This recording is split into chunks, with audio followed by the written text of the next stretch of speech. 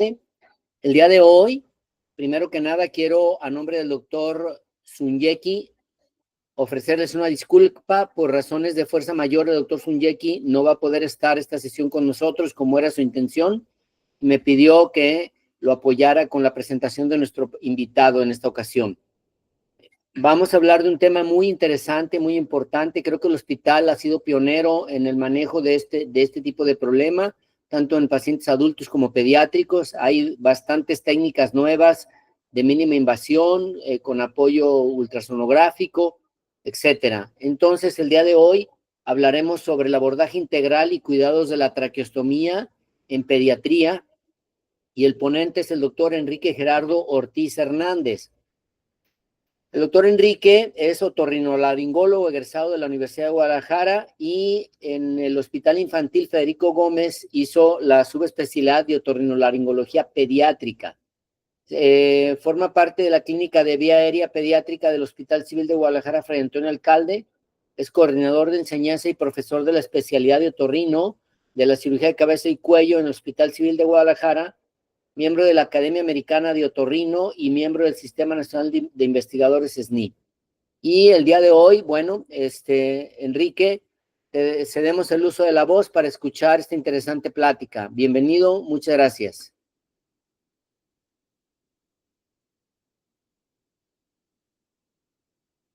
No está activo tu micrófono, no te escuchas. Hola, doctor, ¿qué tal? Muy buenos días, Perfecto. muchas gracias. Listo, ¿verdad? Bueno, gracias por la presentación, doctor, y pues igual un agradecimiento al doctor Sunyeki por haberme invitado a compartir con ustedes esta ponencia. Y efectivamente, como usted lo menciona, vamos a dar un tema que yo creo que es de muchísimo interés para muchísimos médicos del hospital.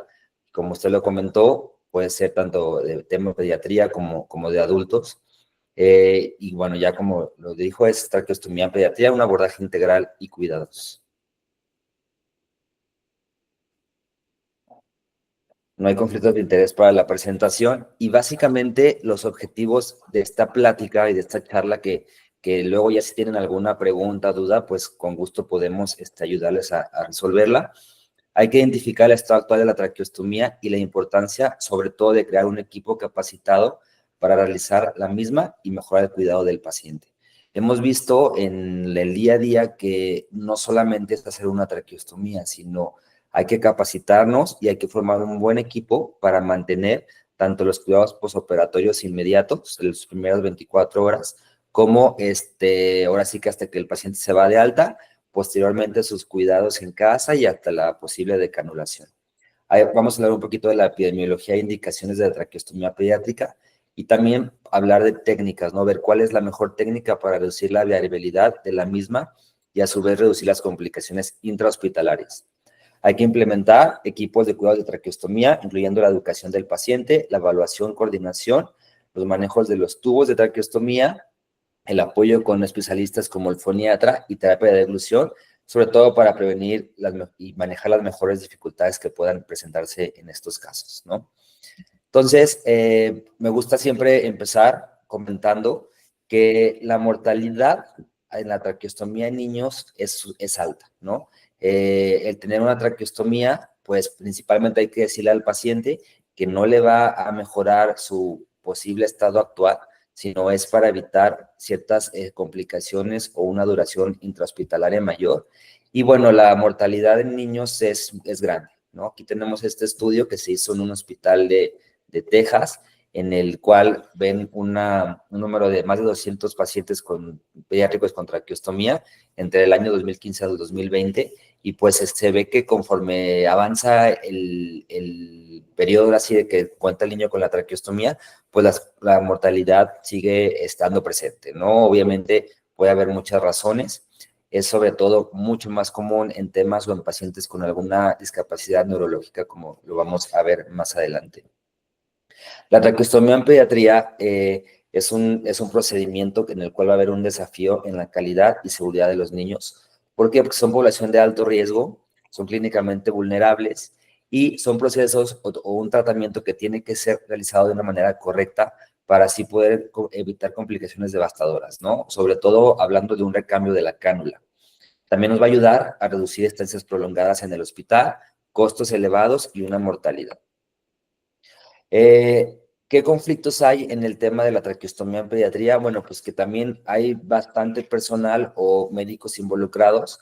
Depende de la habilidad en el cuidado de la misma traqueostomía. No pueden ser los mismos médicos de las terapias, ya sea de la neonatal o de la pediátrica, el otorrinolaringólogo, neumólogo, foniatra, los camilleros, equipo de imagen y demás, ¿no? Entonces, al estar en un hospital como el de nosotros de tercer nivel, en el cual hay mucho cambio, sobre todo de turno del personal, pues también hay que tener que el paciente, ahora sí que el encargado del paciente, pues haga un enlace correcto con el turno previo y poder tener eventualidades, cuidados y un mejor manejo, ¿no? Porque puede estar muy bien cuidado un niño en la mañana o en la tarde y en la noche por falta de conocimiento o de capacitación, pues pueden ocurrir ciertas como complicaciones, ¿no? Hay que tener un buen equipo en la terapia de unidades de cuidados intensivos. Si hay empleados nuevos, pues hay que capacitarlos. Y pues obviamente como también somos un hospital escuela, pues enseñar bien a nuestros residentes, a los internos y pues fellows. Hay un como estudio que publicaron de Harvard, en el cual, sobre todo en procedimientos de cirugía, hay ciertas ondas o innovaciones para tener una seguridad del paciente, ¿no? Entonces, nomás la quiero recalcar, porque en eso va a hablar nuestra parte de nuestra charla, en la cual el primer punto es que, bueno, hay técnicas o tratamientos quirúrgicos avanzados, ¿no? En el cual va a haber una mejoría en las técnicas quirúrgicas, va a haber nuevas terapias y sobre todo en tener un buen entrenamiento de cuidado de estos casos o de estos pacientes.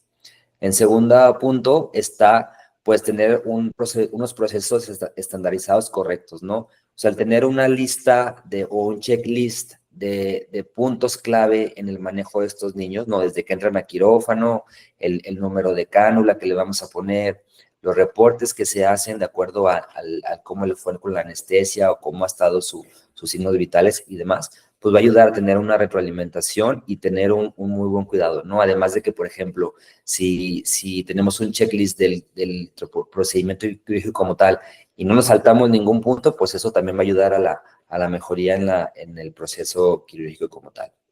Y por último tenemos una nueva onda o un nuevo punto en el cual habla sobre una buena organización de un equipo de confianza o una alta confianza, ¿no? En el cual, pues, pacientes como este tipo que pueden tener varios trastornos, pues un equipo multidisciplinario y tener ahora sí que un buen personal capacitado para el manejo desde las primeras horas hasta posterior, hasta la decanulación, pues va a ser una mejor evolución tanto para el paciente, ¿no? O sea, siempre hay que pensar en la mejoría o en el buen resultado de los pacientes. No nomás tú querer ser el encargado de todo, sino hay que delegar, y más estando en un hospital como en el de nosotros, ¿no? Entonces, eso tiene mucho que ver con el tema cultural, ¿no? Tanto de la formación de todos los especialistas involucrados, como el equipo de enfermería, como ya mencioné, los camilleros. O sea, hay que tener un buen equipo de trabajo y así tener una mejor coordinación para el cuidado de estos casos. La traqueostomía en niños, pues es un procedimiento que es muy común dentro de las terapias. Obviamente es más común en los adultos y en los niños, pues la principal indicación para realizarlo son diferentes razones, ¿no? Están las enfermedades neurológicas, un paciente que no ha tenido una buena progresión y que va a durar más tiempo con apoyo ventilatorio, pues es de la principal indicación como tal, y en nuestro hospital también. Una obstrucción de la vía aérea, tanto aguda como crónica, también para evitar una estenosis de la vía aérea, sobre todo en intubaciones prolongadas. Ahorita vamos a hablar un poco de eso en pediatría. Y también puede haber, por ejemplo, razones infecciosas. La mayoría de los niños con traqueostomía son un reto complejo, ¿no? ¿Por qué? Porque ahora sí que hay que tener un cuidado extra. Si de por sí el niño ya tenía algún tema neurológico que hay que tratar, o de gastrointestinal y demás, el agregarle una traqueostomía, pues obviamente es un cuidado extra que pues es como se menciona, una larga carrera de supervivencia. Afortunadamente es menos común que se haga una traqueostomía en niños, pero bueno, aún así sigue habiendo un porcentaje alto. No existe un consenso definitivo para ver a los cuántos días de intubado un paciente pediátrico hay que hacerle la traqueostomía. En la experiencia, en un niño que está intubado, puede estar intubado 3 días en una terapia y con eso es suficiente para que el paciente empiece a hacer ya un daño en la vía aérea y que posteriormente vaya a hacer una estenosis. O puede haber niños en la UCIN que pueden estar 6 meses intubados y su vía aérea está intacta o está sin ningún problema, ¿no? Entonces, sí es mucha controversia en cuándo es el tiempo prolongado para un paciente que está intubado, cuándo hacerle o no la traqueostomía. La técnica percutánea como tal aún no es reservada. En el mundo, sobre todo, se hace en pacientes mayores, pero bueno, ahorita vamos a presentar un poquito de lo que se hace acá en el hospital, ¿no? Y hablando específicamente del grupo pediátrico, pues más del 50% o el 50% se van a realizar en menores de 1 año de edad, ¿no? Entonces, esto involucra a que estos tipos de procedimientos pues, todavía tengan un mayor rango de complejidad y de cuidados en estos pacientes. El rango de canulación en general va del 28 al 51%, el tiempo de promedio va de 2 años, y obviamente es un reto en el momento exacto que el paciente se va a decanular, ¿no? En lo personal, luego los pacientes, los papás sobre todo, la primera pregunta que me hacen cuando les estoy platicando sobre el procedimiento de traqueostomía es ¿cuándo se lo vaya a decanular? O sea, todavía ni la hacemos y ya están preguntando cuándo lo vamos a decanular. Entonces, todo eso es muy importante para tener un buen consenso. Como indicaciones, pues ya comentamos que principalmente son temas neurológicos, también puede haber enfermedades crónicas pulmonares o cardíacas, y en cuanto a comorbilidades, pues bueno, principalmente hay que fijarnos sobre todo en una normalidad en la vía aérea superior, ¿no?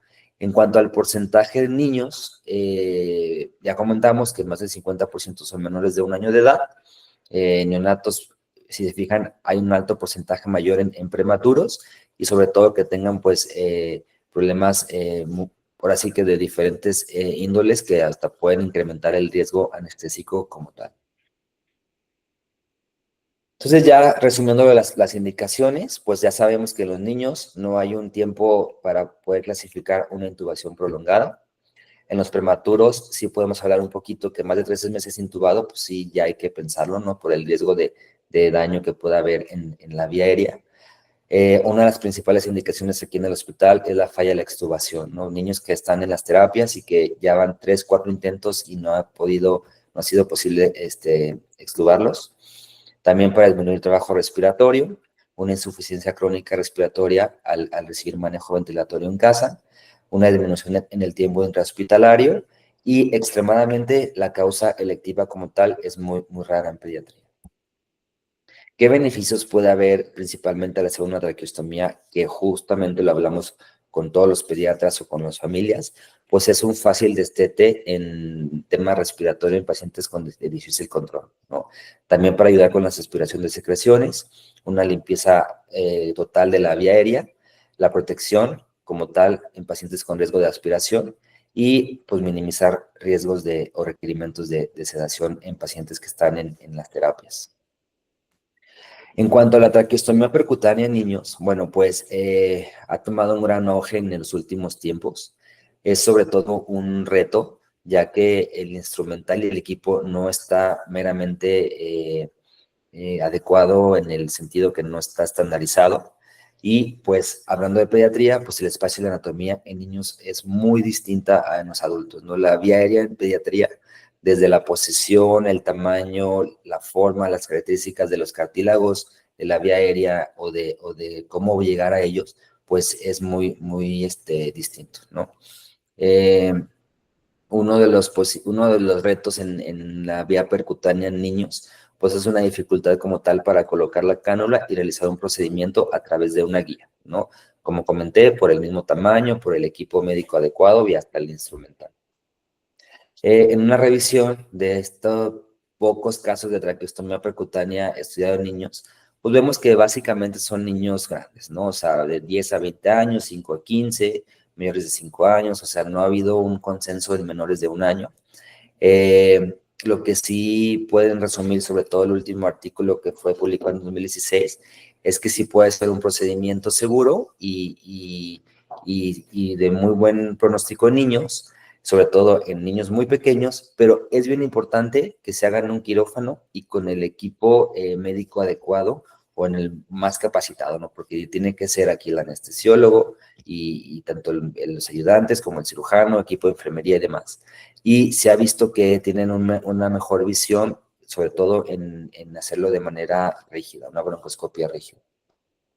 ¿Qué limitaciones hay como tal en pediatría? Bueno, pues puede haber alguna estenosis, sobre todo la subglótica, que no nos permita ver más allá del cricoides y ver en qué zona vamos a a colocar la traqueostomía. Una estenosis traqueal como tal, que también nos quite o no haya una buena visión. Pacientes con traqueomalacia, ¿no? Que no haya un buen control sobre el tono de la vía aérea. Como contraindicaciones, una absoluta, pues es una infección como tal en el sitio de punción, ¿no? O sea, eso será una contraindicación. La inexperiencia del operador, obviamente, si no hay experiencia tanto en técnica abierta, menos va a haber en la percutánea. Una inestabilidad de la columna cervical, una coagulopatía, esta, pues por así que está en un dilema, ya que, pues, por lo que hemos visto, las traqueostomas percutáneas, pues, no sangran. Si las abiertas no sangran, esas mucho menos, ¿no?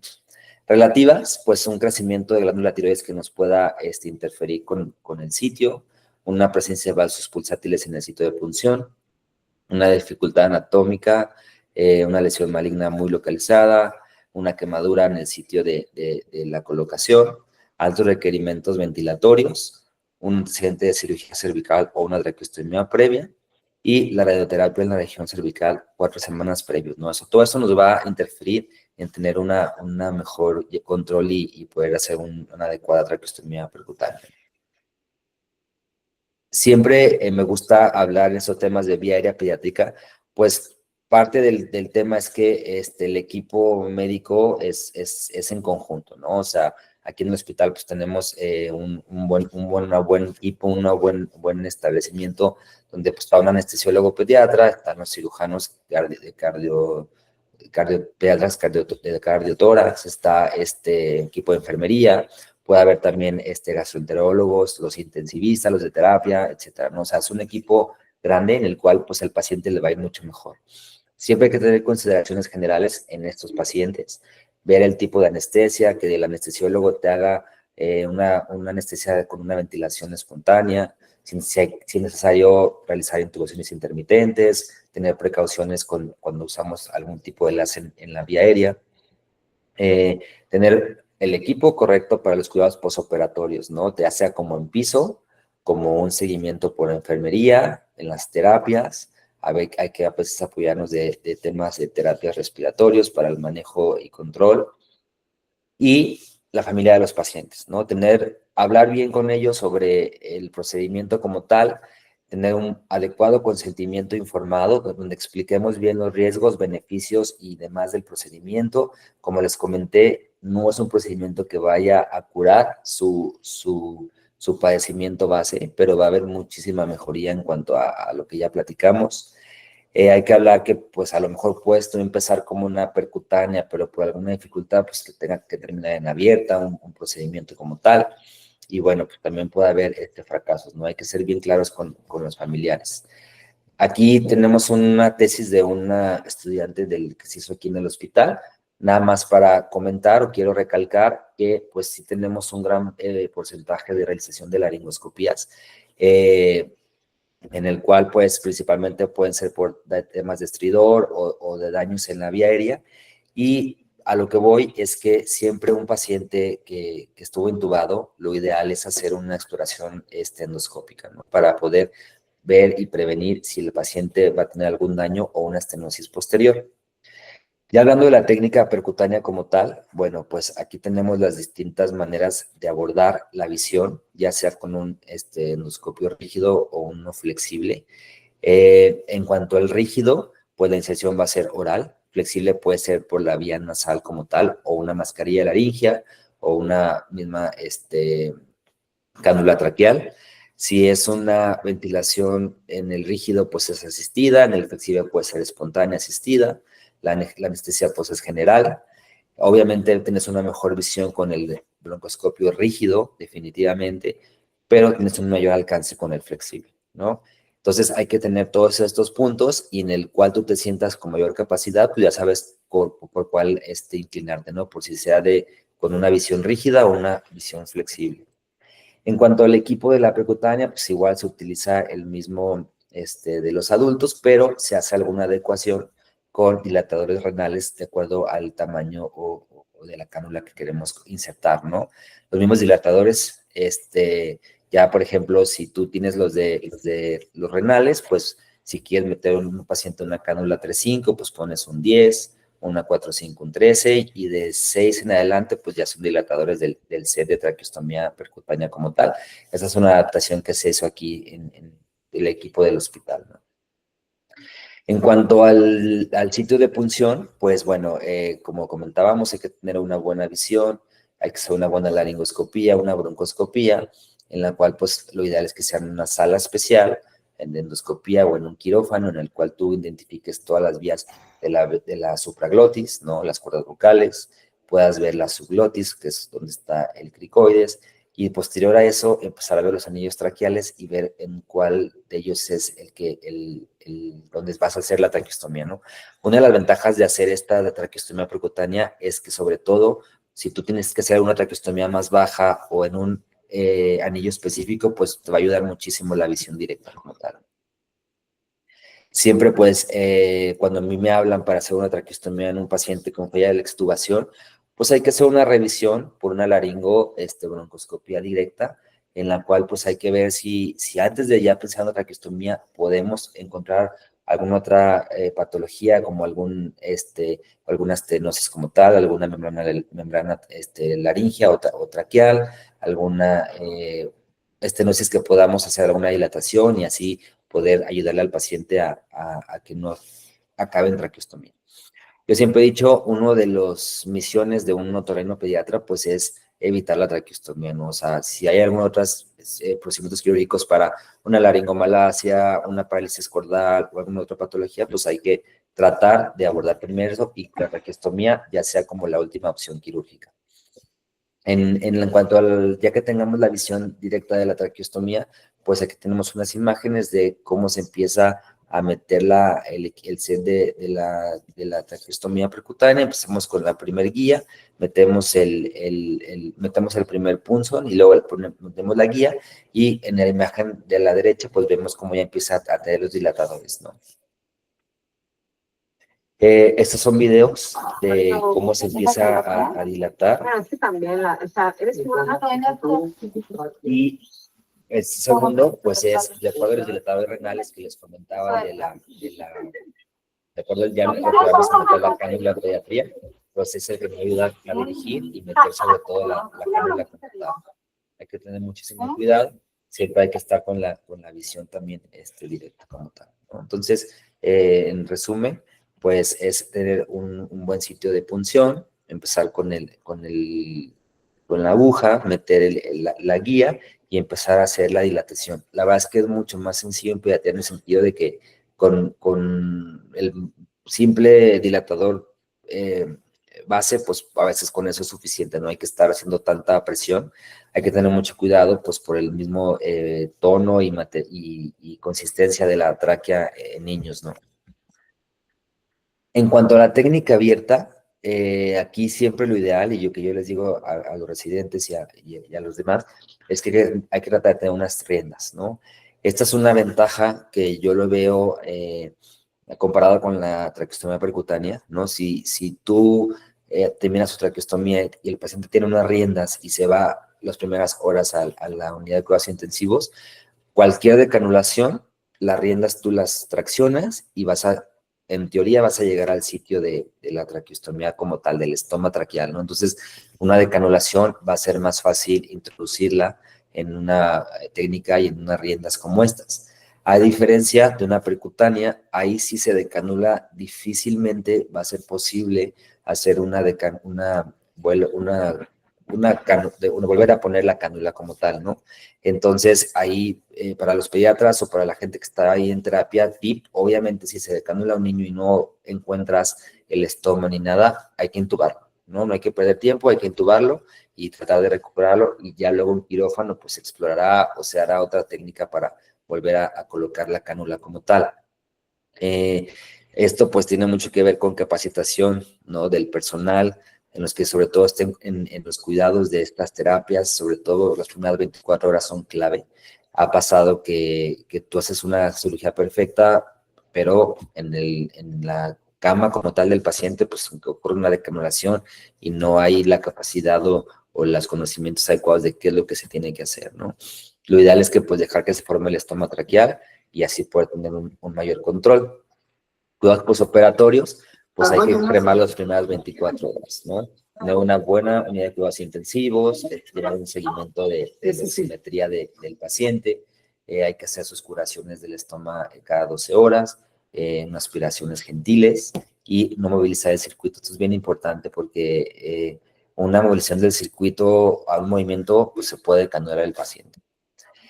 Hay unas guías como tal de pacientes que tienen traqueostomía, que tú, sobre todo para evitar temas de posibles complicaciones o posibles falta de cuidados posteriores, pues tú a la cama del paciente, lo ideal es ponerle una ficha como estas, ¿no?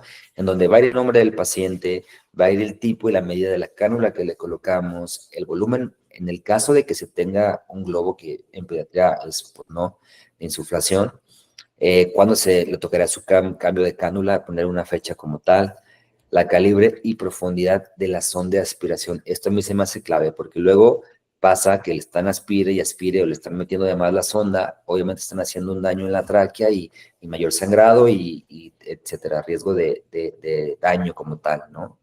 Hay que también poner en esta ficha si es una vía difícil o no del paciente, si se puede ventilar por la nariz o por la boca en caso de una decanulación. Todo eso creo que es clave.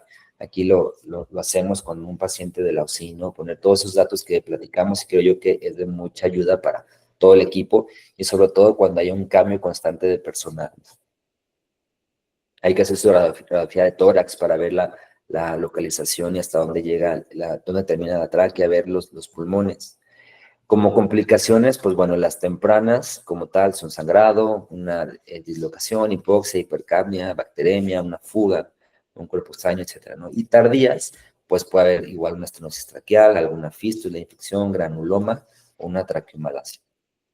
En los cuidados postoperatorios, pues es bien importante, como les comentaba, aquí tenemos unas imágenes de cómo se ven las riendas como tal.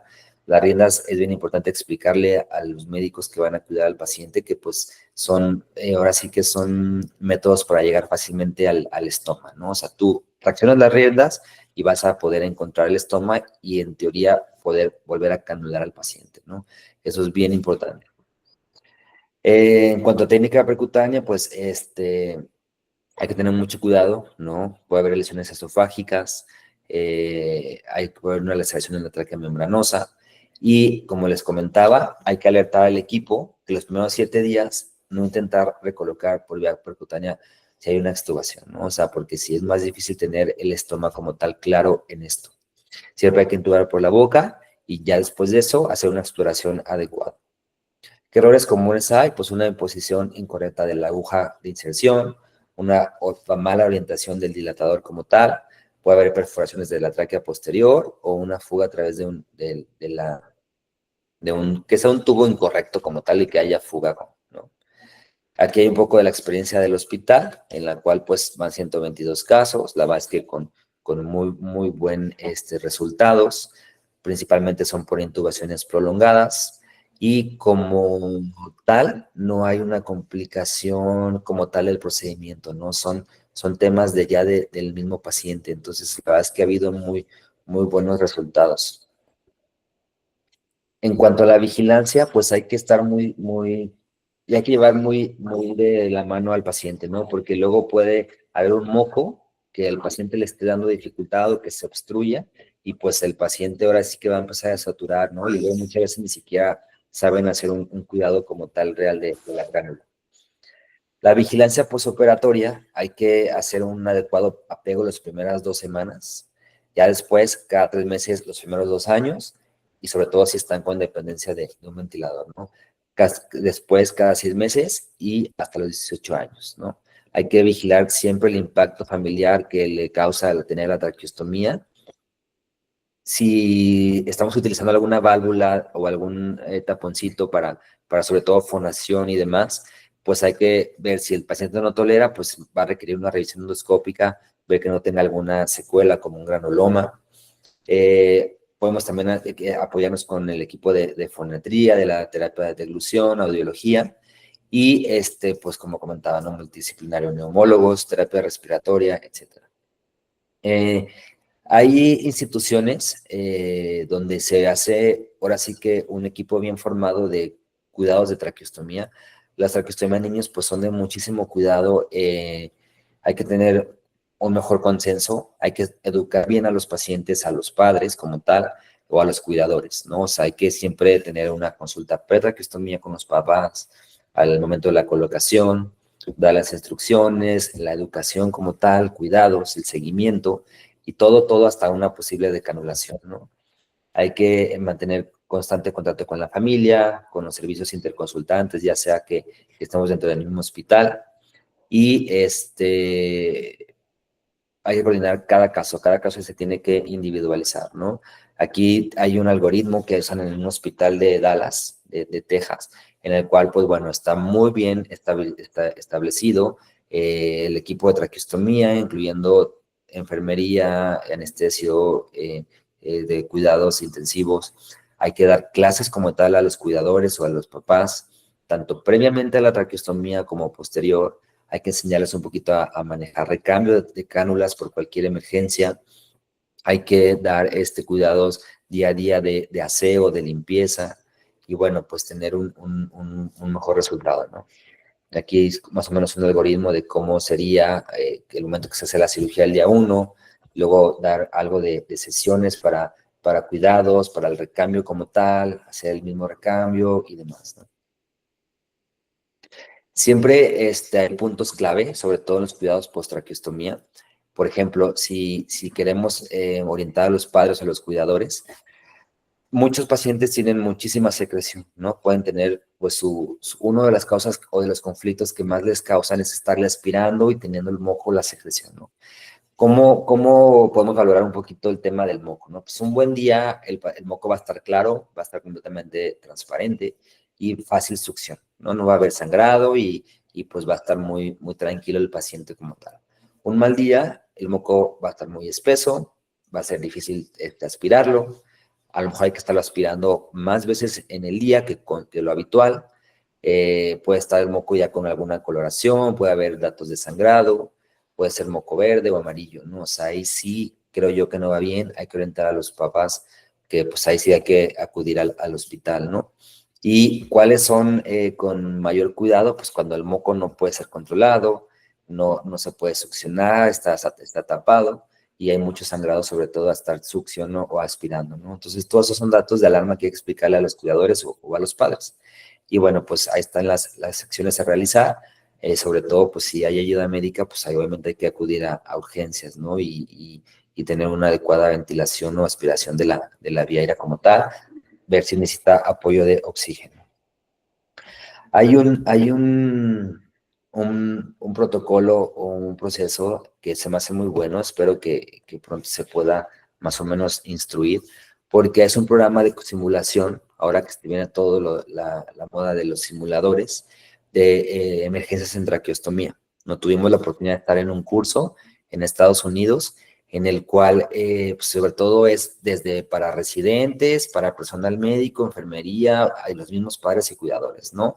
Y así vamos a darles un panorama para aumentar la confianza en la habilidad de cuidado del menor en la casa o en el hospital, ver qué hacer en alguna emergencia, disminuir las hospitalizaciones o visitas a urgencias, y pues como comentaba, puede ser en el mismo hospital o en casa, ¿no? En el cual hay unos modelos en los cuales hay escenarios en los cuales, por ejemplo, en este caso, el paciente está desaturando, ¿qué hay que hacer? Pues hay que empezar a revisar la cánula, que esté bien puesta, que tenga el oxígeno o que no tenga un moco tapado, ¿no? Y tú a lo mejor tenga un moco tapado, lo succionas y ya ves que empieza a subir la traqueostomía. O, como en este caso, bajando a 61, 60 la oxigenación, pues a lo mejor está decanulado, no hay que revisar y acomodar.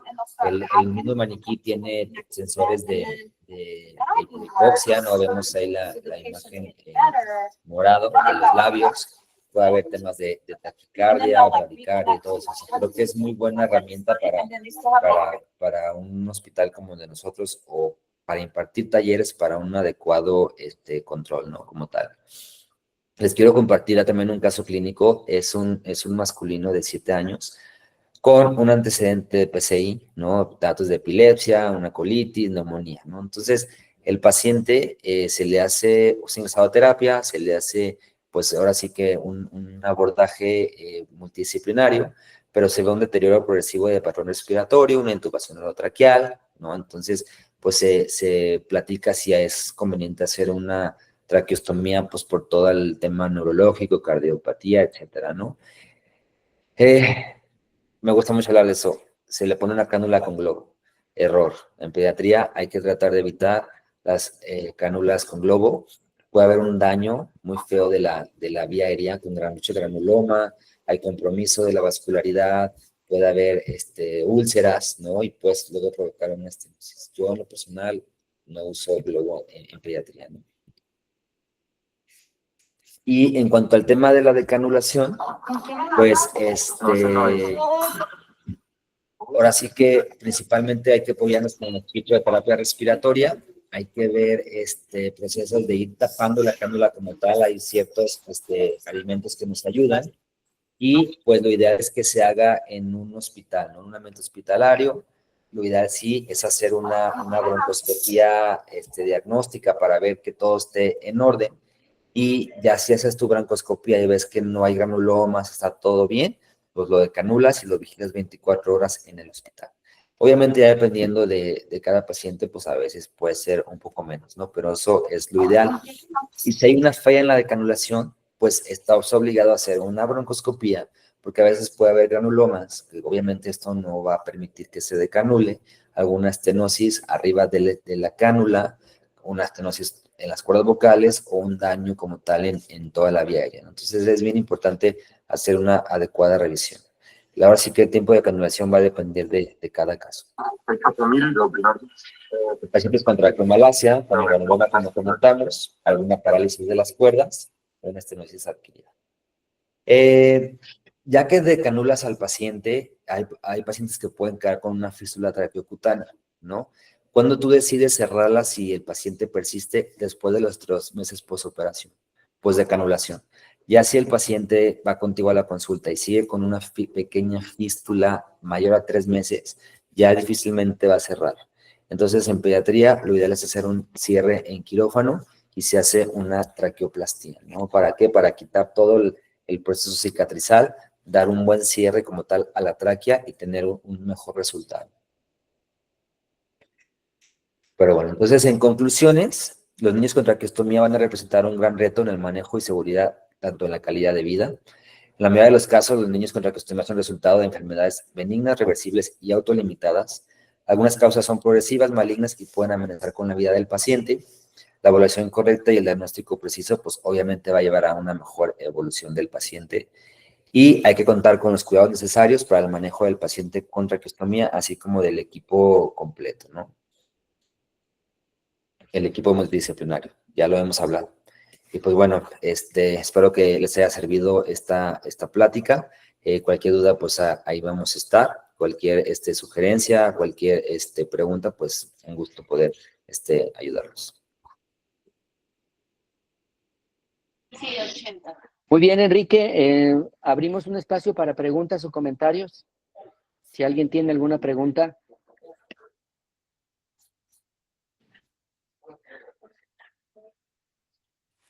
Adelante, Martín Guerrero, adelante.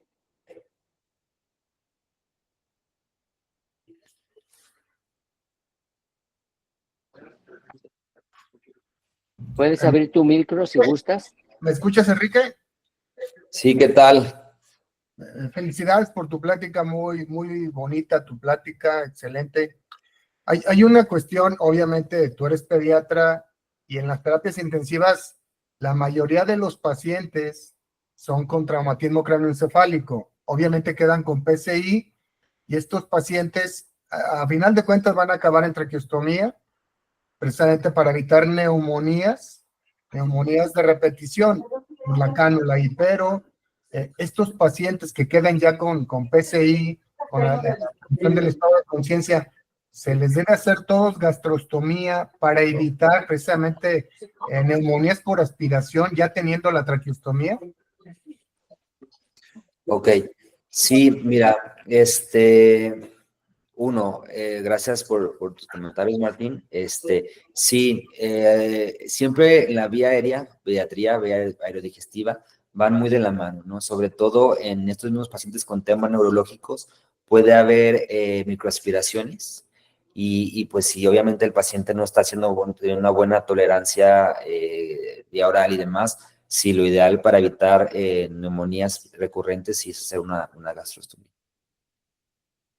Y otra, obvio que es bien común que los pacientes con traqueostomía, a mí si me dices, tu hermano, tu tío, alguien va a tener traqueostomía, la verdad, para un paciente, para un familiar, es sumamente importante que tenga una buena adiestramiento para manejar las cánulas.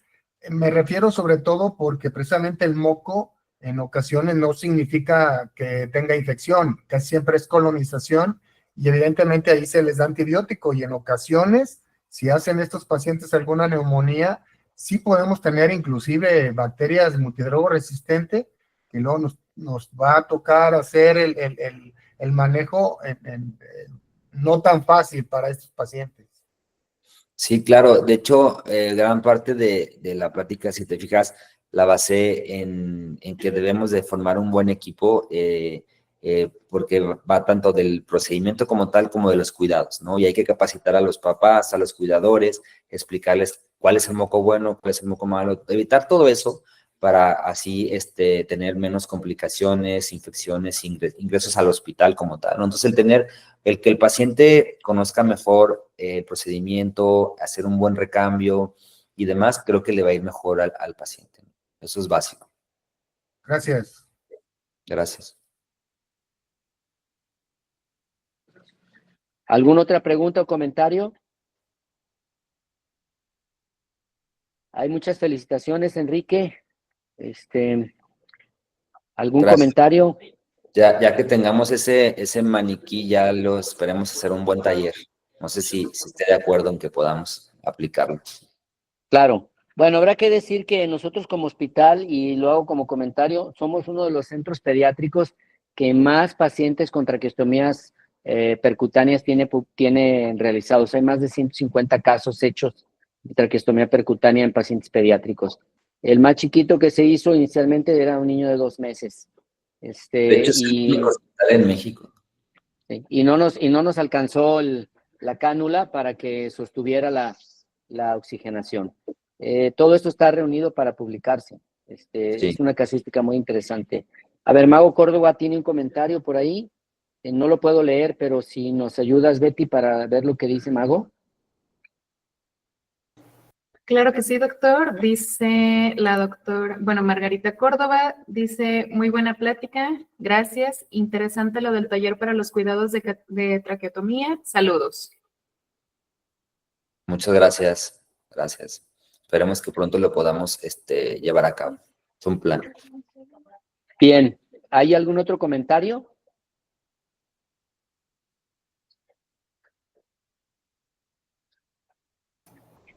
No tenemos más mensajes, doctor.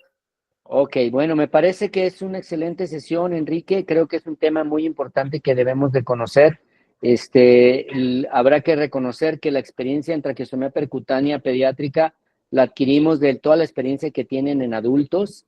Tenemos un centro aquí de terapia intensiva donde hay bastante capacitación en esto y bueno, se ha logrado recopilar una serie muy amplia también de niños que se les ofrece esta vía de alternativa que resuelve mucho espacio de quirófano, complicaciones quirúrgicas al hacerlo de esta manera. Y bueno, si no hubiera más comentarios, damos por cerrada la sesión, agradeciendo la asistencia de ustedes e invitarlos para nuestra próxima sesión, la cual vamos a enviar próximamente la información. Perfecto. Muchas gracias, doctor Janowski. Muy bien, A todos, gracias. muy bien, buenas tardes a todos. Gracias.